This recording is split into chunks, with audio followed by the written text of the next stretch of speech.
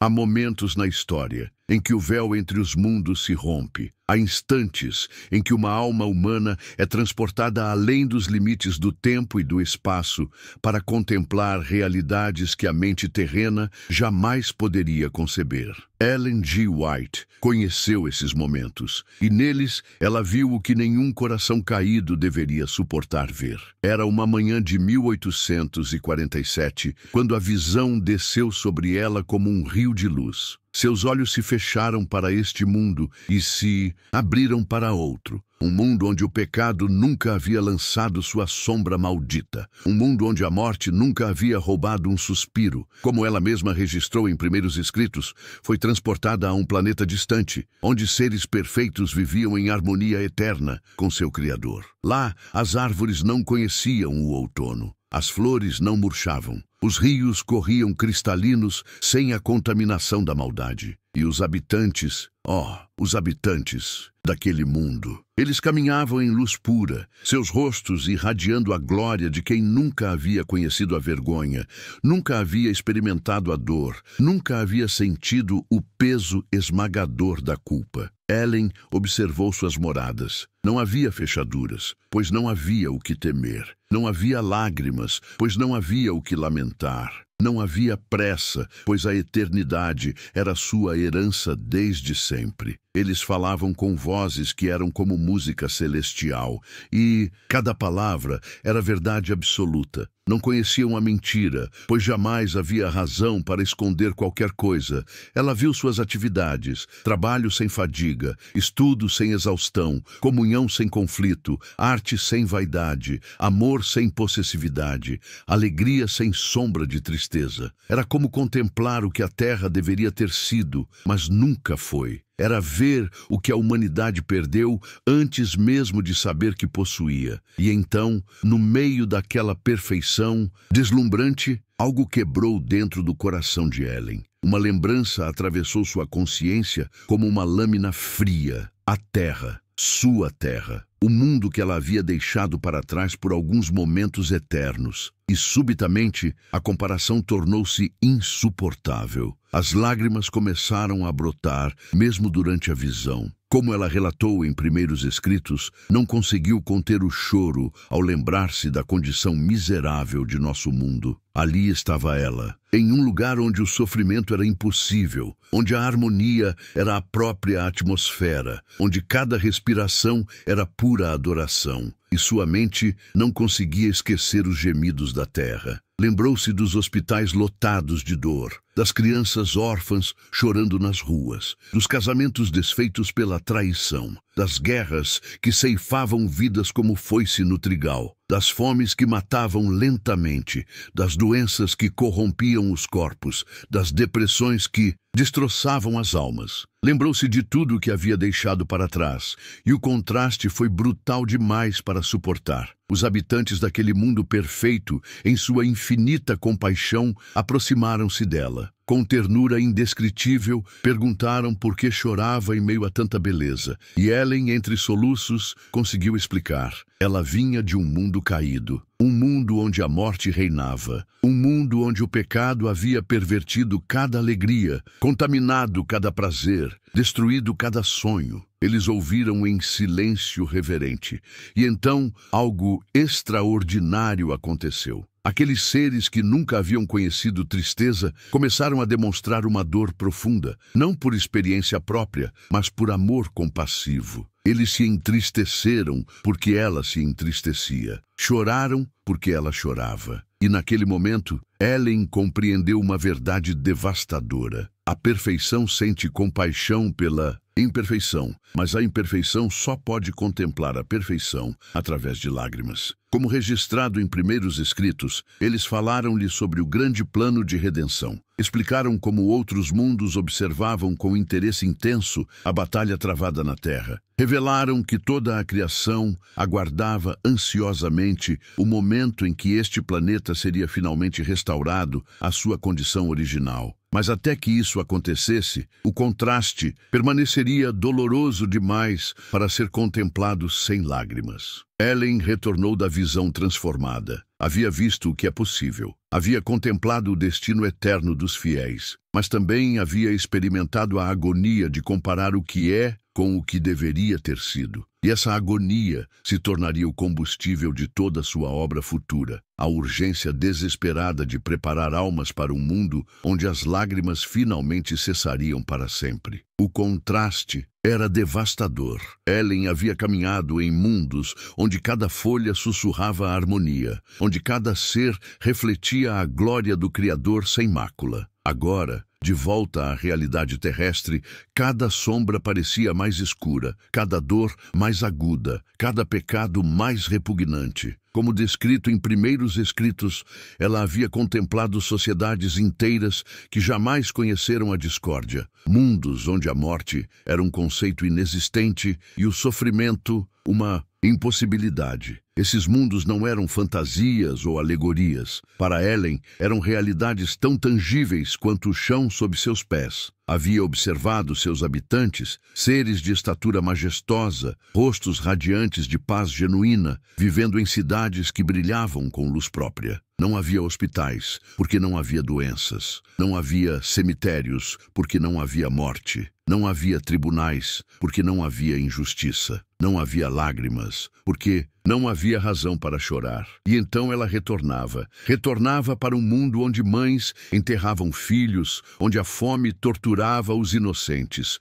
onde guerras dizimavam gerações inteiras. O peso dessa comparação era quase insuportável. Como poderia ela explicar aos que sofriam nesta terra que havia presenciado mundos onde o sofrimento era impossível? Como poderia consolar os enlutados, sabendo que existiam lugares onde a separação jamais acontecia? A visão tornou-se tanto bênção quanto fardo. Uma bênção porque confirmava que o plano original de Deus não incluía dor. O pecado era uma aberração temporária, um acidente cósmico que seria corrigido. Um fardo porque intensificava sua percepção da tragédia terrestre. Cada pecado agora parecia mais hediondo diante da lembrança da perfeição. Cada momento de sofrimento ecoava com a pergunta silenciosa: por que escolhemos isso quando podíamos ter tido aquilo? A questão que atormentava Ellen não era teológica, era profundamente pessoal. Por que a Terra havia escolhido a rebelião quando a submissão oferecia tamanha glória? Em suas visões, conforme registrado em O Grande Conflito, ela havia compreendido que outros mundos observavam nosso planeta com uma mistura de horror e compaixão. Éramos o espetáculo trágico do universo, o único mundo que havia permitido que o pecado destruísse a obra-prima divina. Mas havia mais. Nesses mundos perfeitos, ela havia percebido algo que a comoveu ainda mais profundamente. Os habitantes conheciam nossa história, sabiam de nossa queda, compreendiam nossa luta e intercediam por nossa restauração. Não nos viam como parias cósmicos, mas como irmãos perdidos que um dia retornariam ao lar. Essa compaixão universal ampliava ainda mais a tragédia terrestre. Não estávamos sozinhos em nosso sofrimento, mas observados com amor por uma família cósmica que ansiava por nossa redenção. Ellen passou a carregar essa dualidade dolorosa, a certeza da possibilidade de perfeição e a realidade atual da corrupção. Cada oração tornou-se mais intensa, cada sermão mais urgente, cada palavra escrita mais desesperada. Ela havia visto o que perdemos e o que ainda podemos recuperar. Havia tocado a eternidade e retornado ao tempo. Havia respirado a perfeição e voltado à atmosfera contaminada do pecado. As lágrimas que derramava não eram apenas por nossos sofrimentos presentes, mas pela magnitude do que havíamos trocado. Éramos herdeiros de mundos sem dor e escolhemos um planeta de lágrimas. Éramos destinados à vida eterna e abraçamos a morte. Éramos criados para a harmonia e optamos pelo caos. E Ellen, tendo visto ambos os destinos, carregaria para sempre o peso dessa comparação devastadora. A partir daquele momento, Ellen White carregaria uma ferida invisível, a ferida de quem conhece duas realidades. Em seus escritos posteriores, cada descrição da Terra seria tingida pela memória daqueles mundos perfeitos. Como alguém que viu a luz pura pode suportar viver na penumbra? Como alguém que respirou a atmosfera do céu pode continuar respirando o ar contaminado desta terra? Ela escreveu em primeiros escritos sobre a dor indescritível de retornar à nossa realidade, após visitar lugares onde o pecado jamais havia penetrado. Não era apenas nostalgia, era o conhecimento devastador de uma perda cósmica. Ela havia tocado a perfeição e agora precisava viver na imperfeição. Havia ouvido a música celestial e agora precisava suportar o silêncio ensurdecedor da espiritualidade morta. Cada sermão que pregaria seria um eco daquelas visões. Cada palavra escrita seria uma tentativa desesperada de traduzir o intraduzível. A diferença entre um mundo onde Deus reina completamente e um mundo onde ele foi expulso do coração humano. Ela se tornaria uma espécie de embaixadora de mundos que a maioria jamais veria, carregando uma responsabilidade esmagadora. Como convencer pessoas cegas da existência da luz? O peso dessa revelação transformaria sua urgência missionária numa chama incontrolável. Ela não pregava apenas sobre salvação, pregava sobre um retorno ao lar que a humanidade havia esquecido que possuía. Em O Grande Conflito, Ellen White descreveria mais tarde como essas visões a fizeram compreender que nossa terra era um campo de batalha temporário, não nosso destino permanente.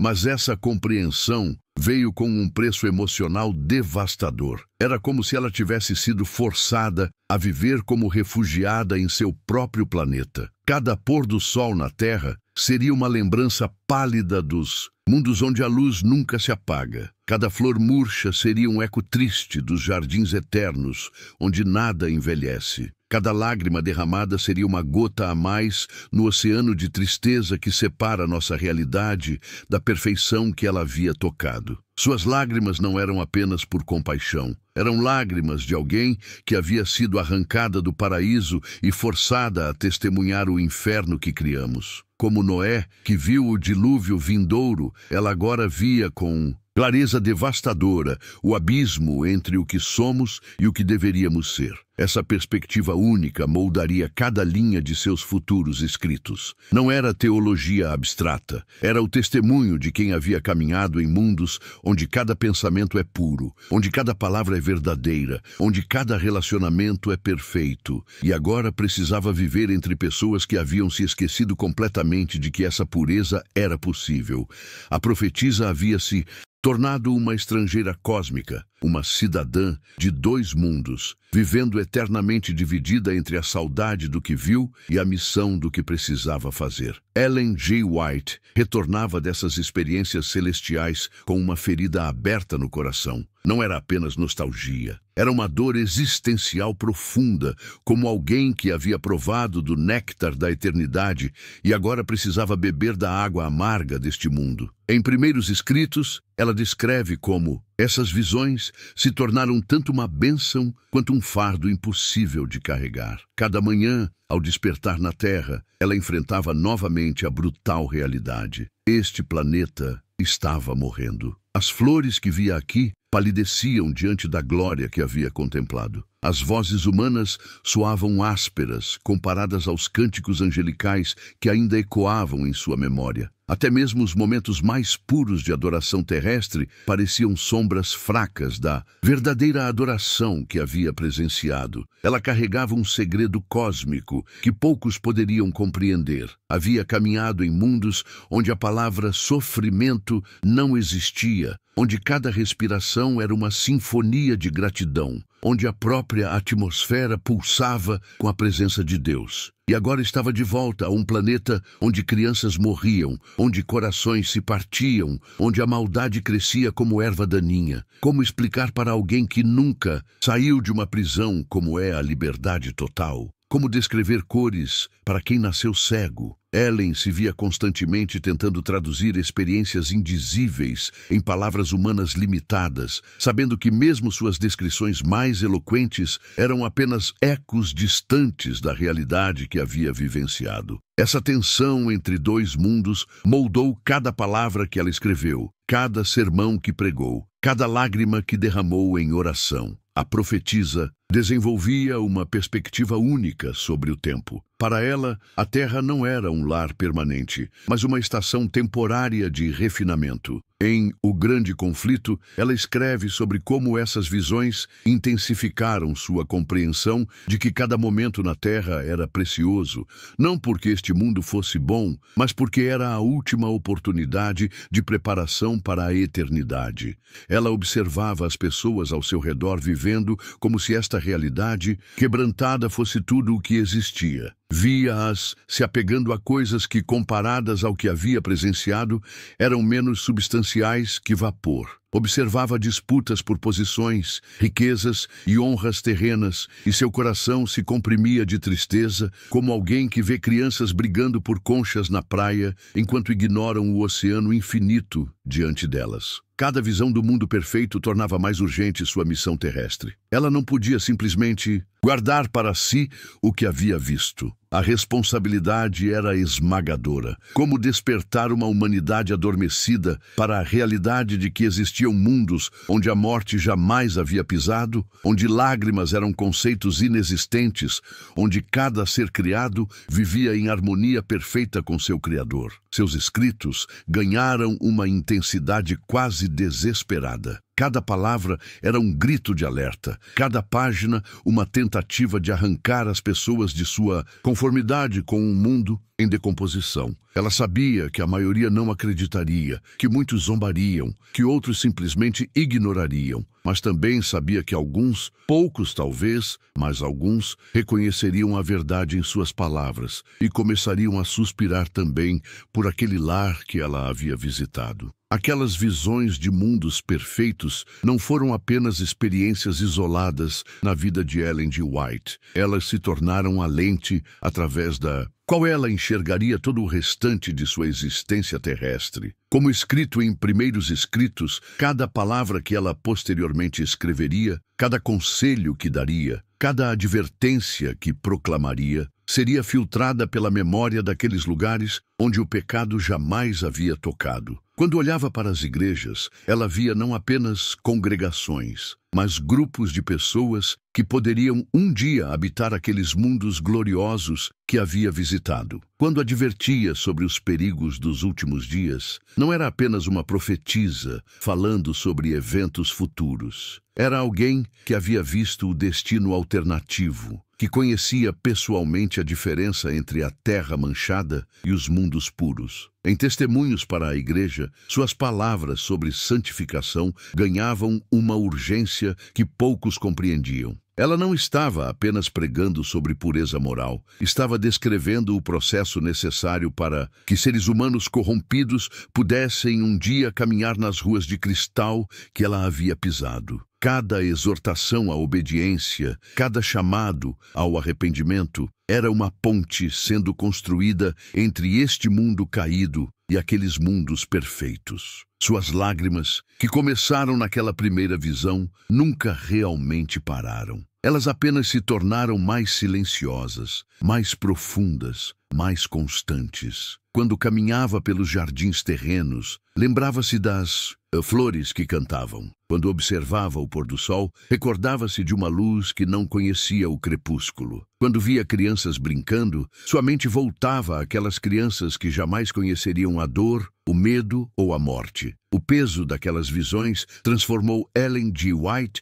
em algo que poucos conseguiam compreender. Uma embaixadora de mundos distantes, uma testemunha de realidades que transcendiam a experiência humana comum. Como registrado em O grande conflito. Sua missão não era apenas alertar sobre o fim dos tempos, mas preparar corações para o início de uma eternidade gloriosa. Cada página que escreveu carregava o eco daqueles mundos perfeitos. Quando descrevia o céu em suas obras, não estava teorizando ou imaginando, estava recordando. Quando falava sobre a nova terra, não estava especulando sobre o futuro. Estava revisitando um presente que havia experimentado em visão. Suas palavras tinham o peso da experiência pessoal, a autoridade de quem havia estado lá. Nos seus últimos anos, quando a idade pesava sobre seus ombros e a terra parecia mais escura do que nunca, aquelas memórias de mundos sem pecado se tornaram tanto consolo quanto tormento. Ela sabia que estava mais próxima de retornar àqueles lugares,